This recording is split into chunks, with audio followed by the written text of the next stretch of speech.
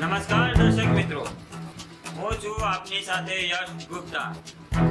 આપ જોઈ રહ્યા છો પ્રભુ કલોલના રોકડનાથ મહાદેવ મંદિર ખાતે ગુપ્ત નવરાત્રિના 5મા દિવસે કન્યા પૂજન વિધિનું ભવ્ય આયોજન કરવામાં આવ્યું હતું। આ પૂજન વિધિમાં દરેક ધર્મના નાની કન્યાઓએ ભાગ લીધો હતો અને તેમના માટે ખાસ આમંત્રણ આપીને પૂજન કરાયું। આ ધાર્મિક કાર્યક્રમમાં કન્યાઓને માતા દુર્ગાનું સ્વરૂપ માનીને તેમનું આદરપૂર્વક પૂજન કરવામાં આવ્યું। પૂજન વિધિ બાદ મહાપ્રસાદનું વિતરણ કરવામાં આવ્યું, જેમાં ધર્મ સમાજના લોકોએ ભક્તિ અને સંતોષનો અનુભવ કર્યો।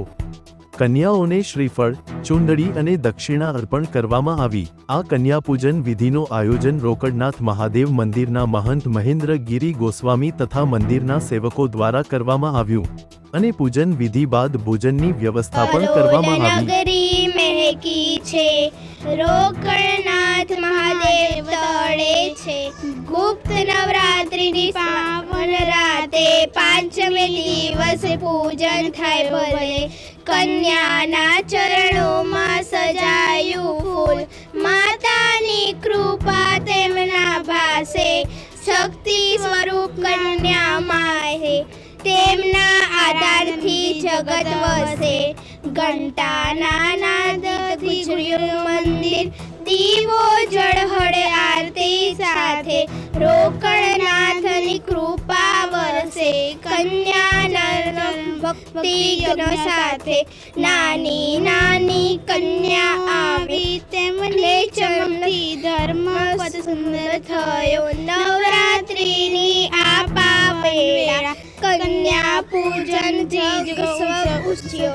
રોકડનાથ મહાદેવના આંગણે શ્રદ્ધા ભક્તિ ગુંજો લોક। માતાની મહિમા ગાય કાવ્ય, કન્યા પૂજન થયો લોક। કલોલ નગરી મહેકી છે, રોકડનાથ મહાદેવ તળે।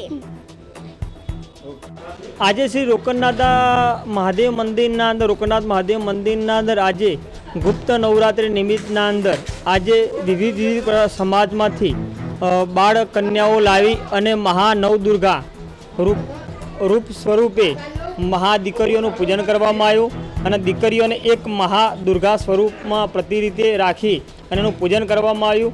અને આજે રોકડનાથ મહાદેવ મંદિરના અંદર આ દીકરીઓને જેમ કે અલગ અલગ જ્ઞાતિના ભેદભાવમાં દૂર કરવા માટે દરેક સમાજની દીકરીઓને લાવી એને માતા સ્વરૂપે પૂજવામાં આવી। અને અમે પણ પ્રજામાં અને જનતામાં એવો એક સંદેશ આપીશું, કોઈપણ જાતિવાદનો ભેદભાવ રાખ્યા વગર દરેક દીકરીઓ અને દરેક ધર્મને એક સાથે રાખી ચાલવું અને સનાતન ધર્મની જય કરવી। હર હર મહાદેવ।